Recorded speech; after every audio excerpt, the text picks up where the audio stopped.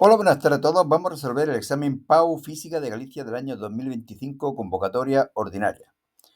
Bueno, como veis, aquí hay una novela. Por esto han debido ser alguna normativa que han puesto en el ministerio, en consejos de universidades, en fin, no sé. El caso es que todos los exámenes ahora de la autonomía tienen un novelón como este. Yo voy a pasar de leer todo esto, solamente tener en cuenta aquí este dato: peso, o mejor dicho, masa, 6,1 toneladas, 6.100 kilogramos. Este dato no sirve para nada a la altura de 7,2 metros. Y voy a ir directamente a las preguntas, ¿de acuerdo? Si hace falta algún dato, pues nada, lo buscamos por aquí. Dice la primera parte de la pregunta: responda a estos tres apartados. Dibuje un esquema de la órbita del satélite indicando la dirección y el sentido de la fuerza gravitatoria que experimenta el satélite. Bueno, pues esta es la Tierra, esta es la órbita, que fijaros que decían que estaba a una altura casi el triple que el diámetro de la Tierra. Bueno, pues yo lo he hecho aproximado. Si esto es el diámetro, pues 1, 2 y 3, por ahí más o menos, ¿no? Y esta pajarita, el satélite. Fuerza gravitatoria, evidentemente, hacia el centro de la Tierra, aproximadamente. Y esta R me va a hacer falta porque será la suma del radio de la Tierra más la altura. La altura me dicen que es 35.786 kilómetros. Sumo los kilómetros, lo multiplico por 1000 y obtengo este valor. Este valor lo vamos a utilizar bastante en los diferentes problemas. Segundo apartado dice: calcule la aceleración gravitatoria que experimenta el satélite. Bueno, pues G, intensidad de campo gravitatorio. Constante de gravitación, masa de la Tierra y distancia al cuadrado desde el centro de la Tierra hasta el satélite. Obtener un valor de 0,22 metros segundo cuadrado. Recordar, en este tipo de problemas los resultados siempre tienen que ser lógicos. Estamos bastante lejos del centro de la Tierra y por lo tanto la gravedad será bastante menor de 9,8. 3. Calcule la velocidad del satélite en su órbita. Bueno, pues supongo que alguno habrá puesto esa fórmula de Gm partido R raíz cuadrada. Pero bueno, también se puede hacer esto de aquí. Órbita circular, por lo tanto velocidad constante, espacio y partido tiempo. 2π partido t. Me dicen que es un satélite geoestacionario, por ahí venía. Por lo tanto, el espacio es 2pi por r, este de aquí, y el tiempo son 24 horas. 24 por 3600 para pasar los segundos, 3065,7 metros por segundo. Seguimos, dice: indique y justifique la respuesta correcta. Si el satélite en la órbita alrededor de la Tierra pierde masa en su recorrido, su periodo de rotación: 1. Se reduce en la misma proporción. 2. Aumenta en esa proporción. 3. No varía. No varía. Apartado C. Fijaros que yo puedo llegar a esta ecuación de aquí. ¿Cómo? Supongo que todos conocéis esta ecuación, la de la velocidad orbital. ¿De dónde sale? De igualar la fuerza de atracción gravitatoria con la centrípeta. Y como siempre digo, no hay dos fuerzas, hay solamente una. La fuerza de atracción gravitatoria, que también hace de fuerza centrípeta. Si aquí despejamos V, obtenemos la velocidad orbital del satélite. G, masa de la Tierra, dividido por R. Pero la velocidad es constante, por lo tanto también 2πr partido t. Esto al cuadrado será igual que esto al cuadrado. Y llegamos a esta ecuación que es muy importante en la resolución de los problemas, porque de aquí puedo despejar el periodo, puedo despejar el radio de la órbita, puedo despejar la masa central, puedo despejar R, puedo despejar pi, puedo despejar el 4, en fin, puedo despejar un mogollón de cosas. Aquí, ¿qué es lo que me piden? Periodo. Pero como podéis ver, el periodo no depende de la masa del satélite, depende del radio de la órbita y de la masa del astro central, del planeta central, en este caso la Tierra. Por lo tanto, la respuesta correcta sería la tercera. El periodo no cambia. Seguimos. Responda a estos dos apartados. 1. Calcule el trabajo mínimo que es necesario realizar sobre el satélite para situarlo en la órbita circular geoestacionaria. Bueno, partimos de la superficie de la Tierra. Allí tiene una cierta energía potencial, que sería menos G, masa de la Tierra, masa del satélite, radio de la Tierra. Y queremos poner el satélite en una órbita geoestacionaria que tendrá una energía mecánica, que será la suma de la cinética y de la potencial, un medio de la cinética, bueno, un medio de la cinética no, cinética y potencial, cinética y potencial. Y me queda esta ecuación de aquí que todos conocéis. Pues la diferencia entre esta energía y esta otra de aquí será la energía, el trabajo que yo tengo que aportar. Energía en órbita menos energía en superficie de la Tierra. Y me da esta ecuación. Y ahora sustituyo. Sustituyo y obtengo un valor de 3,53 por 10 elevado a 11 de julio. Como siempre, Resultado razonable. La energía que tendré que aportar va a ser positiva. Evidentemente tengo que gastar energía y además va a ser un mogollón. Tengo que gastar mucha energía para poner el satélite allí arriba, ¿no? 2. Este es un poco más complicado. Dice, calcule la velocidad mínima que necesita el satélite para abandonar esa órbita y alejarse definitivamente de la Tierra. En parte veo la complicación en que no tengo claro qué es lo que pregunta. Calcule la velocidad mínima que necesita el satélite, pero teniendo en cuenta ya la que tiene, yo creo que sí. Creo que es la velocidad que tiene que tener el satélite para escaparse. Por lo tanto, sería como una velocidad de escape, solamente que no está en la superficie del planeta, de la Tierra, sino que está a una cierta altura. Entonces yo voy a calcular la velocidad de escape y esa sería la velocidad que me piden. Creo que es la velocidad que me piden. Pero si lo que me piden es qué velocidad extra tengo que aportar, tendré que restarle a esa velocidad la velocidad que ya tiene en la órbita. Bueno, pues lo hago de las dos formas. ¿De acuerdo? La velocidad en la órbita, la ecuación que hemos deducido antes, me da 3076,0 metros por segundo.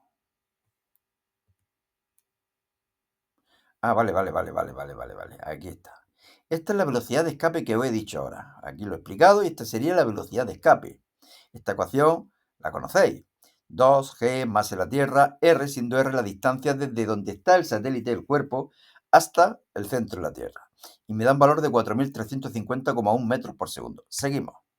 A esos 4350,1 metros por segundo, que yo creo que es lo que piden, si le resto la velocidad que ya tiene en la órbita, me da la velocidad extra que yo tengo que aportar al satélite para que se escape hasta una distancia infinita. Esa velocidad extra sería de 1274,1 metros por segundo. Yo creo que lo mejor que se puede hacer cuando no se entiende bien el enunciado de un problema, que es lo que preguntan, es responder de las dos formas. Y en todo caso decir cuál creéis vosotros que es la respuesta correcta. Pero dar las dos opciones, por si os estáis equivocando, que os puntúen de alguna forma. Bueno, y aquí lo que hago es deducir las ecuaciones que he utilizado en el ejercicio. La velocidad orbital, la velocidad de escape. ¿De acuerdo? Bueno, esa teoría, vosotros podéis pausar el vídeo y seguir leyendo. Y yo continúo. Dice, el 2, 1. Indique y justifique la respuesta correcta. Abandonamos en reposo un electrón en una región del espacio en la que hay un campo magnético y otro eléctrico. Ambos estacionarios, uniformes y paralelos entre sí. A medida que pasa el tiempo, el electrón adquirirá y me olvido de la respuesta, ¿de acuerdo? Como si yo pusiera aquí la mano delante. Voy a ver qué es lo que pasa. Dice que abandonamos en reposo un electrón. Cuando el electrón, una partícula cargada, está en reposo, la fuerza ejercida por el campo magnético es cero. Fijaros aquí, esta es la fuerza ejercida por el campo magnético, fuerza de Lorentz, que es igual al valor, el módulo de esa fuerza es igual al valor absoluto de la carga, la velocidad, el campo magnético y el seno del ángulo que forman la velocidad y el campo magnético. Si está parada en un principio, no hay fuerza magnética. Es decir, que solamente estaría actuando en un principio el campo eléctrico. Recordar que la fuerza ejercida por el campo eléctrico es igual a Q, el valor de la carga, con su signo correspondiente, en este caso negativo, por el vector campo eléctrico. Como la carga es negativa, el sentido de la fuerza será contrario al campo eléctrico. Es decir, que si por ejemplo el campo eléctrico se dirige hacia la derecha, la fuerza ejercida por el campo eléctrico se dirige hacia la izquierda. ¿De acuerdo? Pero fijaros que la trayectoria del electrón será paralela al campo eléctrico y por lo tanto también al campo magnético. ¿Y qué es lo que ocurre? Que si este ángulo es 180 grados o 0 grados, me da lo mismo, no hay fuerza ejercida por el campo magnético. La fuerza sería cero. Y por lo tanto, si solamente está actuando el campo eléctrico, hay una fuerza eléctrica que estaría empujando con mayor fuerza cada vez, bueno, con mayor fuerza no, haría que tuviera cada vez mayor velocidad. Es decir, el electrón tendría un movimiento rectilíneo y uniformemente acelerado.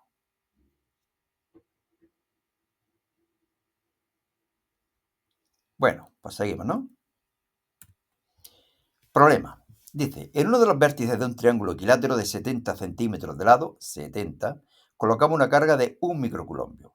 En otro de los vértices, menos 1 microculombio. Y en el tercero, menos 2 microculombios, como se indica en la figura. Joder. Sí, está bien. Seguimos. Calcule A, la intensidad del campo eléctrico en el vértice en el que se encuentra la carga de -2 microcoulombios. Estaba pensando que como es -2 microcoulombios, la fuerza es hacia acá, pero es que no estoy calculando la fuerza. Estoy calculando el campo eléctrico. Aquí no hay nada, ¿de acuerdo?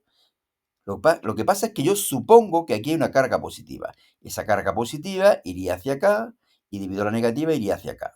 Se crean estos dos campos eléctricos. Lo que pasa es que las componentes verticales de los campos eléctricos se anulan y me queda la componente horizontal y el doble de la componente horizontal. Entonces, para calcular, este ángulo es 30 grados, evidentemente, y el seno de 30 es 0,5. Para calcular el campo eléctrico total, que será horizontal y hacia la derecha, yo voy a calcular el módulo de este vector. Calculo la componente horizontal multiplicado por el seno del ángulo y luego multiplico por 2, puesto que hay dos vectores. Y luego lo expreso vectorialmente. Bueno, pues eso hemos hecho aquí. Campo eléctrico total será igual a 2 por el módulo de S1 por el seno de 30 para calcular la componente horizontal y por el vector unitario I. Aquí lo conozco todo. Fijaros que yo voy a poner aquí el módulo, digo, el valor absoluto de la carga. Ya estamos decidiendo que va hacia la derecha. Y por lo tanto, me queda 18.367,3 I newton por coulomb. B. Trabajo hecho por la fuerza eléctrica del campo cuando la carga de -2 microcoulombios, esta de aquí, se desplaza desde el vértice en el que se encuentra hasta el infinito. Recordad que el potencial en el infinito será cero, no hay interacción con ninguna carga.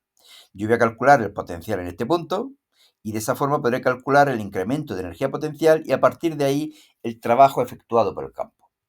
Lo vemos aquí. El potencial en ese punto, en el vértice superior, sería igual a V, principio de superposición, V1 más V2. Saca un factor común K y me queda 0. Pero es que el potencial también vale 0 en el infinito. Y por lo tanto, el trabajo efectuado por el campo, que es menos incremento de energía potencial, será igual a menos Q por delta de V, pero delta de V vale 0. Y por lo tanto, el trabajo total efectuado por el campo es 0 julios. Galicia infinita. Seguimos. Por un conductor rectilíneo dispuesto verticalmente circula una corriente a 2 amperios, como vemos aquí. ¿Qué campo magnético crea esta corriente a una distancia R igual a 10 centímetros desde el conductor? Bueno, pues a 10 centímetros trazamos una circunferencia y el vector campo magnético siempre es tangente a esa circunferencia. ¿Y qué sentido tiene? ¿Hacia adentro o hacia afuera? ¿Hacia la derecha o hacia la izquierda? ¿Izquierda o derecha? ¿Fuera o dentro? Seguimos la regla del sacacorcho o regla de la mano derecha.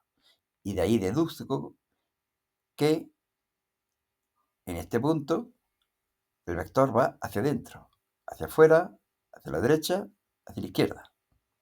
¿Cuánto vale el módulo de este vector? Musu 0 y 2 pi, reconozco todo, sustituyo, calculo y obtengo un valor de 4 microteslas. Seguimos. En paralelo al anterior y a la distancia indicada, es decir, 10 centímetros, se sitúa un segundo conductor, también rectilíneo, por el que circula ahora una intensidad de 1 amperio.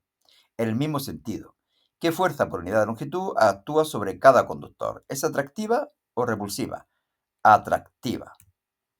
¿De acuerdo? Cuando las corrientes son paralelas y del mismo sentido, la fuerza es atractiva. Fijaros que esta corriente crea en este punto un campo magnético hacia adentro. Regla de la mano derecha. Y ahora con la regla de la mano izquierda, V, B y me queda F hacia la izquierda. Lo mismo hacemos aquí. Esta corriente crea un campo magnético hacia afuera y ahora aquí regla de la mano izquierda. V, B, F. ¿Cuánto vale esa fuerza? El módulo de esa fuerza será el mismo en estos casos, en los dos casos. Es igual a mu sub 0 y su 1 y su 2, 2 pierde. El módulo de la fuerza por unidad de longitud. Mu sub 0 y su 1 y su 2, 2 pi r.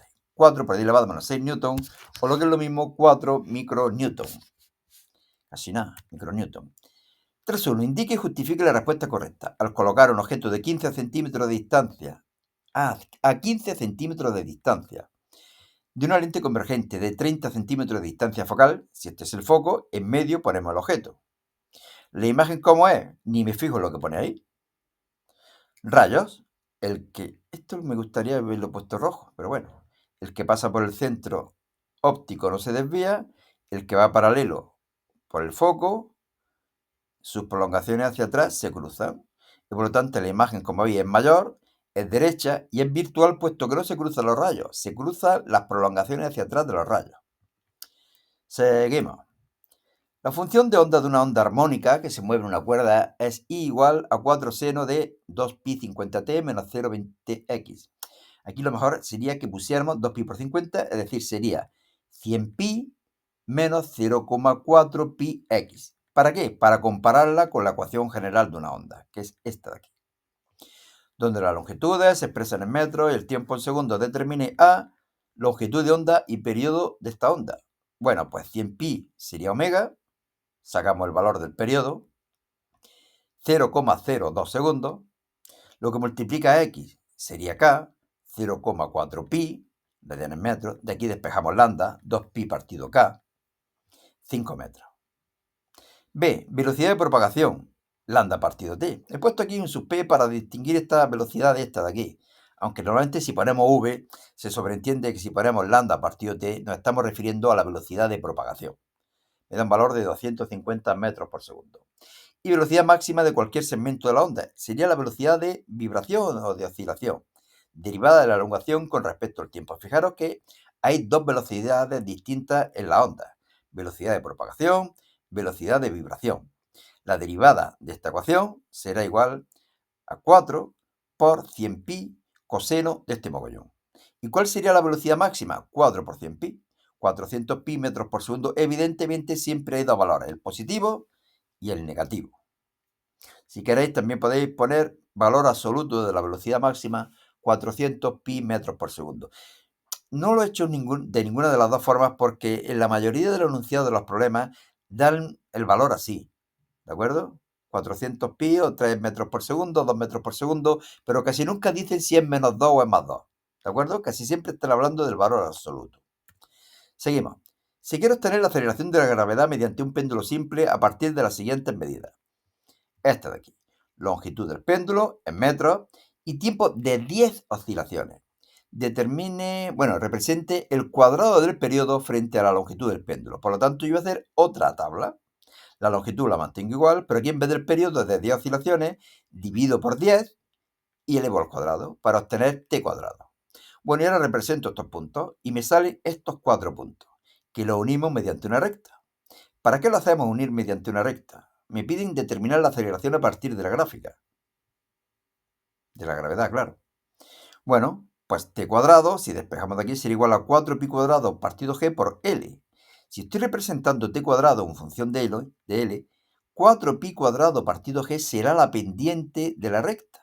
Y la pendiente de esta recta es este espacio, este intervalo, entre este de aquí. Es decir, 4,2 menos 2,43 entre 1,05 menos 0,60. Me da 3,93. Y eso, que es la pendiente de la recta, vale 4pi cuadrado partido g. Despejamos g y obtenemos un valor de 10,05. Bueno, sabéis que la gravedad es 9,81, por lo tanto, si me sale 10,0, bueno, pues parece que está bien. Seguimos. Indique y justifique la respuesta correcta. Un astronauta que viaja a una velocidad de 0,9 c, va echando leche, mide la velocidad de un rayo de luz emitido desde su nave. El resultado obtenido, ¿cuál es? Parecería que podría ser 0,1 c, pero no. La velocidad de la luz es una constante universal y siempre, en el vacío, claro, y siempre es c. Por lo tanto, la respuesta correcta es la B. 3 por 10 elevado a 8 metros por segundo. El método de datación radiactiva se emplea para carbono 14, se emplea para determinar la edad de materiales arqueológicos de origen orgánico. Se basa en el hecho de que el carbono 14... ¿ves? Aquí hay un pequeño error. Esto tendría que estar como superíndice. Aprovecho para deciros que en este blog, selectividadjosecuenca.blogspot.com, podéis encontrar en formato PDF todos los exámenes que estamos colocando en el canal. Pero es que además, en un vídeo es difícil arreglar. Es decir, yo no voy a grabar otro vídeo para poner el 14 como superíndice. Pero en el blog sí, es bastante fácil. Se corrige y queda ya grabado.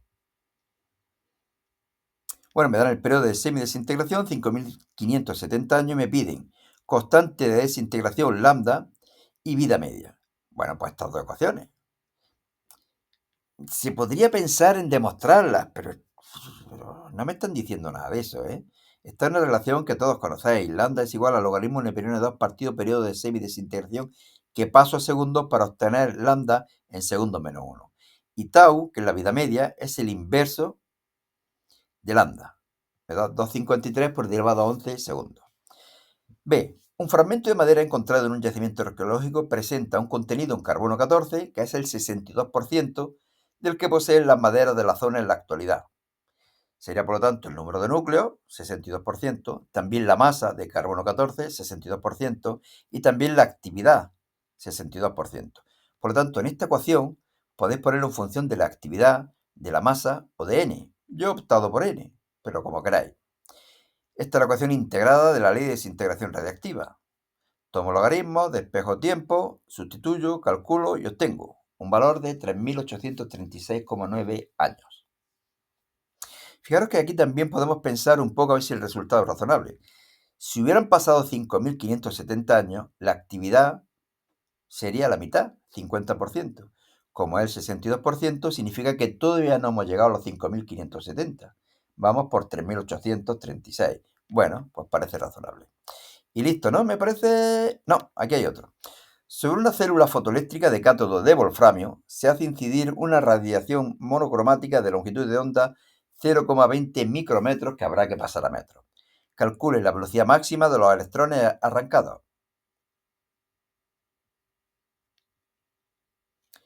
Bueno, pues...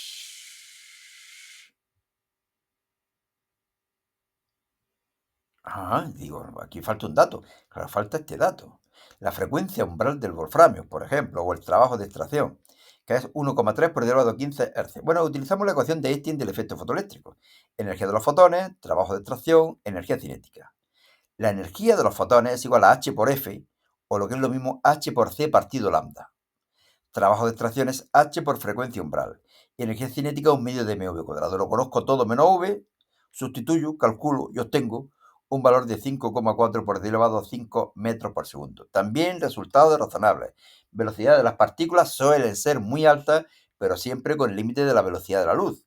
3 por 10 elevado a 8. La velocidad de los electrones suele estar entre 10 elevado a 5 y 10 elevado a 6. Es lo normal.